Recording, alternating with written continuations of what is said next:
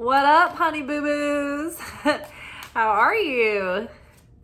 I am good. I feel pretty good. I had kind of a sporadic work week, so had a couple of extra days off, or maybe just like one extra day, but it made a big difference. I'm feeling spry and rested. We are here for our weekly energy oracle forecast. We're going to take a look at the week ahead and see what the spiritual and energetic weather holds for us. This will be giving us like the conditions that we will be living and moving and having our being in. Ooh, ending. First one to come up. This is actually, out of all the decks, this is my favorite ending card because there's already new growth forming. And the new growth here is, see, my focus is acting up. The new growth is fern. And so if you look up the magical significance of fern in the Encyclopedia of Herbal Magic, you will find out that fern is protective. It's very protective. And so whenever I see this card, I just know that things are coming to an end for a positive, like it's all happening for a positive reason. And things are ending and closing out for the good. And new beginnings are already beginning. New beginnings are already beginning. New beginnings are already starting. There's new growth already happening. And what is for you is protected. And it's being held in like this spiritual bank account. And so it's already yours.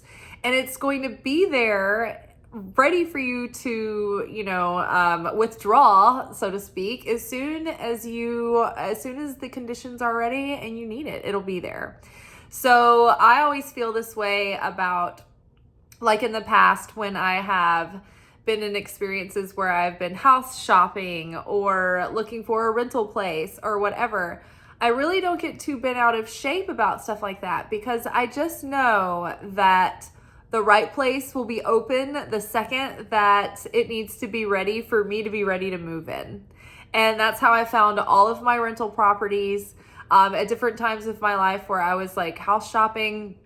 I just knew that we didn't have to get, like, whoever I was looking at houses with at the time, we didn't really have to get too uptight or bent out of shape about what was available or what wasn't coming through, what was falling through, because I always just knew and trusted that God would not let me buy a house that was going to be a bad investment or a lemon, or if it just wasn't the right place. And the right place for me would be waiting for me when I was ready. So same for anything. If you are ready for, or you feel ready, or you think you're ready for a relationship and you're feeling anxious, like you're running out of time, or like, you feel urgency around it. It's like, don't worry, that relationship, that person will be ready for you when you are, right? Or maybe you're ready and, maybe it's like, don't lose hope. Don't be impatient. It could be that their circumstances are changing. And so they're being prepared for you. Either way, the things that are truly meant for us, the Creator has them set aside and protected. I remember learning in my Kabbalah class once that if you have been, say you haven't merited your soulmate yet, and you've still had some major lessons to go through, the Creator might have that person in a relationship in a holding period until you're prepared, or vice versa. And then when you become ready, it's like their relationship changes, however it needs to.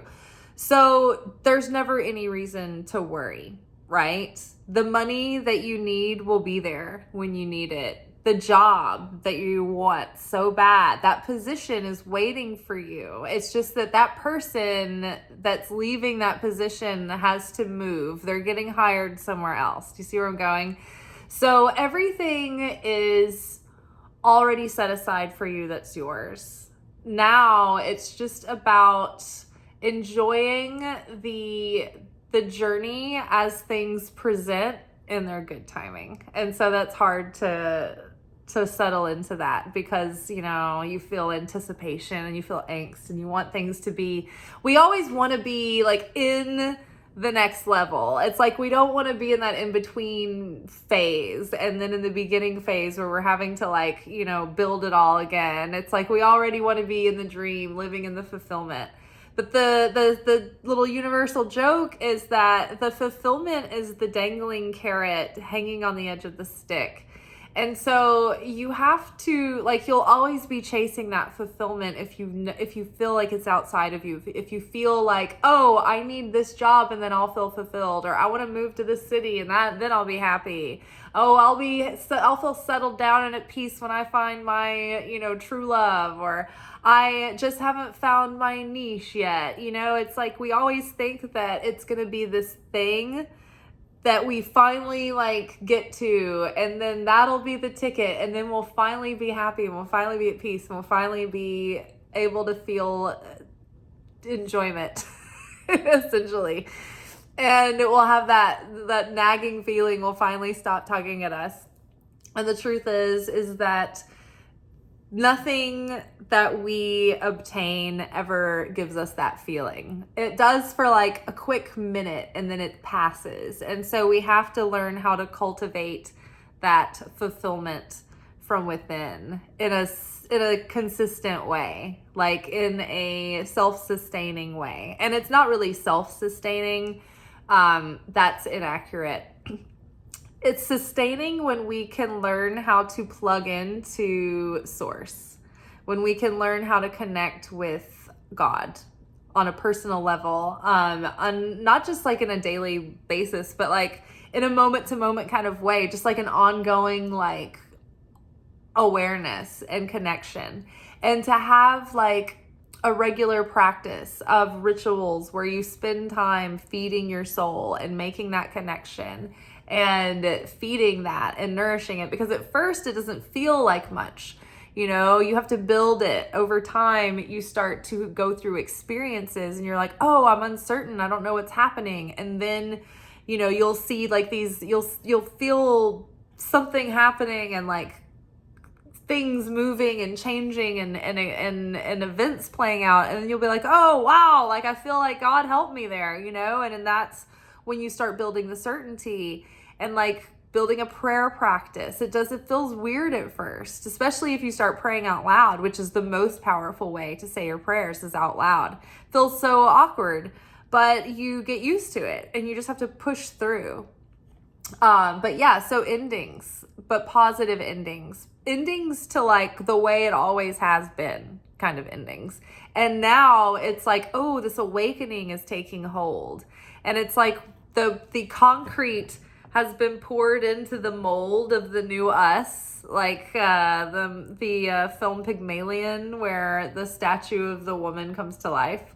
But it's like the concrete is now it's being set. It's it's solidifying. So we are sort of up-leveling into our higher consciousness, a more elevated version of what we've been before, because we're seeing through our old patterns and maybe things that held us back. And for instance, just discovering ways that your nervous system can get dysregulated and then fall into, like, say, a trauma response pattern. And these are kind of very subtle. They can range on a spectrum, right? But there's so many, like, most of us are going through low-level trauma responses most of the day, every day, until we, like, understand, like, oh, we can break these patterns and cycles and habits that we go on because we might be in flight mode or freeze mode or fawn mode. And these can change all the time. So just being able to observe something like that is so empowering, because then you're not falling back into that default setting. Same when you can witness your dark thoughts coming through, your paranoia, your jealousy, your insecurity, your fear, your scarcity. When you can witness it coming up, it's such a gift, because it's in that observation of it coming up that it begins to heal. And the secret is that we can't judge it. We just have to be like, oh, like own it and be like, yep, there it is. There it is. And the more we notice that darkness, that negativity, without feeling bad about it, the more it can be healed. And when we see the negativity, instead of trying to turn away or numb ourselves or anesthetize or try to stuff it down or fix it, it's like, just let it be there. And get this, it's God letting you see it so that you get to have free will and you're not like stuck on autopilot forever. So it's actually, in the moment it feels like, oh no, I'm like, look at my negativity. Oh, I'm backslid. Oh, I'm a lost cause. Like, why? Oh, cursed me. This thing I've become. But really, it's like, wow, this is great. This is great news. God actually helped me out and intervened here and brought up the problem and like highlighted it and like showed me exactly what was like on the exam. So I'd have the exact answer, right?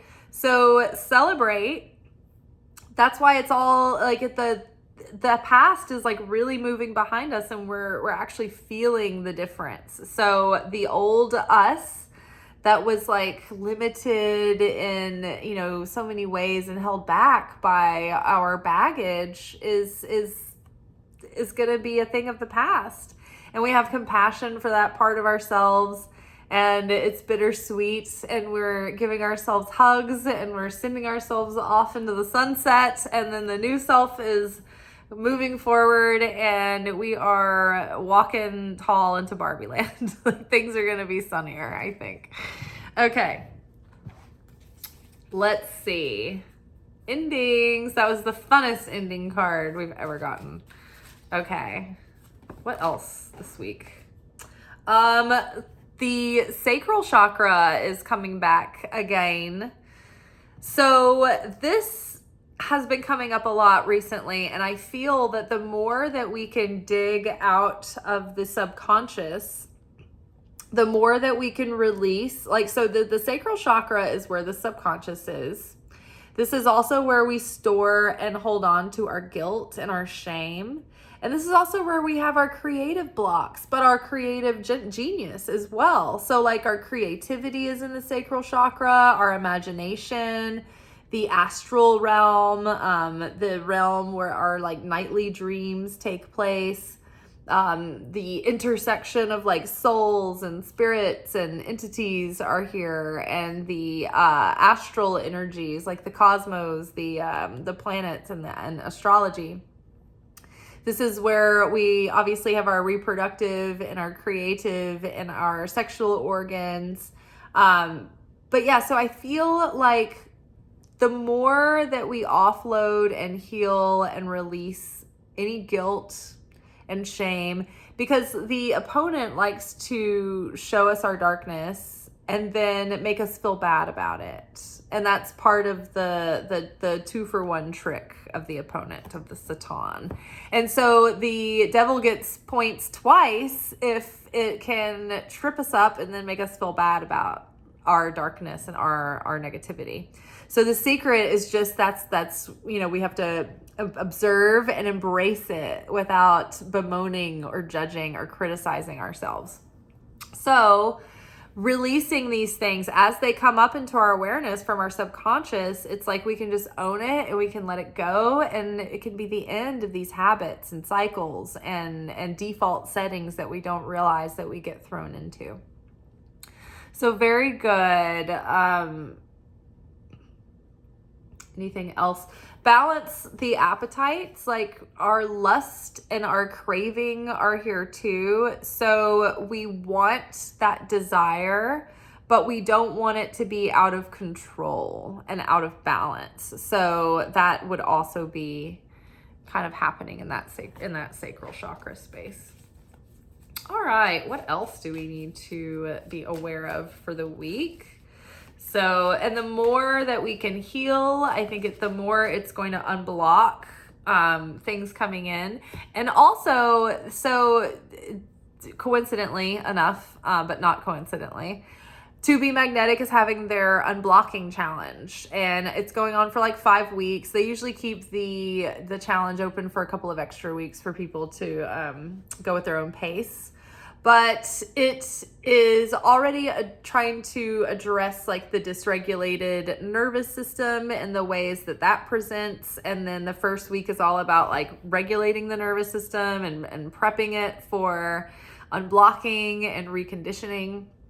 And so it's super helpful. I did the pre-week in like a day, and then I am on day 2, and it's a couple of deep imaginings that help regulate your nervous system. And already it's like I've manifested things in like just a couple of days of just being in the challenge. So if you guys have heard me talk about To Be Magnetic before, and you're like, you know what, I'm ready to do this.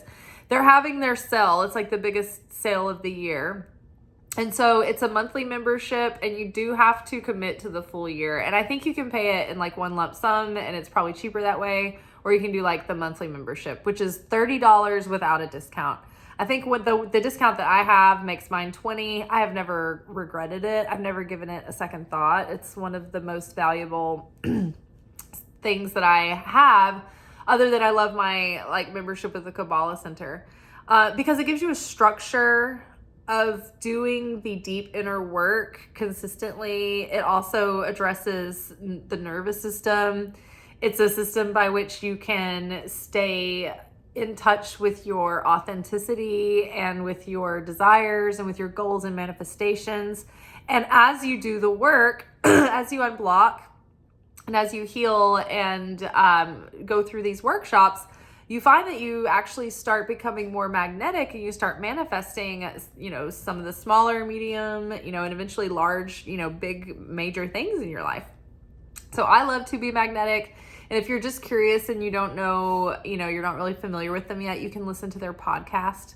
So they have a podcast called Expanded, where all podcasts are. So I highly recommend the podcasts. They're the last few episodes have all tied into the challenge, so you can learn more about it if you want to just take a listen. But I highly recommend, and I've got an affiliate link in my show notes for every video. And if you follow my link, you get a 15% off discount on your monthly membership. All right, back at it. So vision. So the past, the way that we perceived things before, our limited vision, this is all ending. And so we are awakening this inner vision, this imagination where the sky is the limit. Our creativity is coming open and it's being unblocked. And even like our nightly dreams, we could be having visions in our nightly dreams, like almost like prophetic kinds of visions. But this is like the way that we see the world is expanding, and the depth of which we can perceive things is expanding and elevating. And so this is like our perspective has shifted. And so now we're looking at things with a greater vision, with a higher vision. And our big vision in our hearts, like our vision for our life, it's starting to like become technicolored and vivid, and we're getting clarity around it. And we're starting to get emboldened as to like how we can pursue this vision. But it's like our big vision, it's like the perspective is finally taking root. We're finally getting grounded in a greater perspective, which is very exciting. I think that it all starts in the seed level, at the seed level in our consciousness. And so that is what needs to shift before anything in our life can really change in a profound way, in a significant way. Well, we have passion, which I love the artwork in this card because these always remind me of Corinthian columns, which are support systems in temples and in classical Greek architecture. But like having this, the passion is like the the support system, the thing that sustains the weight of a goal or a dream or a vision, right? It's like nothing can drive the manifestation forward without passion, without desire. It's like that's what sustains it and holds it up, and gives you a reason to keep going. And you have to stay connected with that deeper why, not the self-centered why, what it's going to do for you, but how you are, this gift that you're sharing is going to impact humanity and mankind. So that's what's going to keep your passion alive. We've got beginnings coming out, which I love. Perfect to bookend our endings and beginnings. So something is being birthed forth and new life is coming, and very sweet, surrounded by these cherry blossoms. So the good life is coming. We can look forward to a lot of expansion and growth. I think it's so interesting because to be magnetic, their like motto, I guess, or their their credo is unblock, expand. What does it? Take action. Unblock, expand, take action. So it's like unblocking the subconscious. We're expanding our vision of what's possible, of what we're capable of, and we are taking action, right? Very exciting. And then our last card that came out in that group was explore. So get your curiosity cap on and explore. Explore yourself.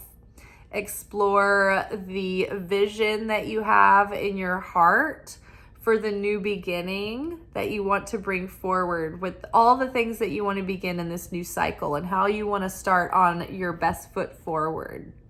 Right? With a clean slate.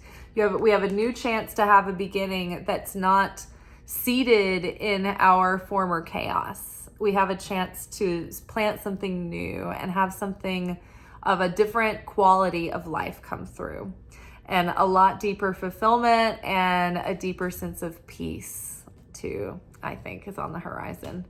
Aight, y'all. I will see you tomorrow. We will be back at it for our weekly anchor message, which is our where we get our weekly spiritual assignments. We get our spiritual assignments for the week. And I would suggest following me on Instagram because you will see the reading posted there midday. And we'll talk about it more in depth in the video, but I do like a written post with a photograph midday on Monday, Wednesday, Friday. And I know that sometimes the episodes get made late. So if you want to be sort of ahead of the game, you can find me there and go follow me. And thank you for all the new subscribers, y'all. Yay. I know I mentioned the other day, I was excited that we hit 700 and we didn't dip back into the 600s. In fact, we made it up to 712 today. Yay! So excited. So pretty soon we'll be at 1,000. And then pretty soon we're just going to take off and we're going to be growing by the thousands, and we'll be remembering the days that we celebrated 12 new people.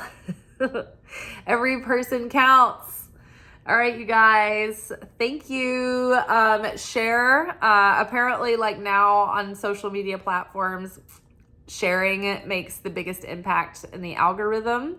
Commenting and liking are always helpful. Anything that you do helps get the messages out to other people. So that's always a plus. All right, y'all. I'll see you tomorrow. Ciao.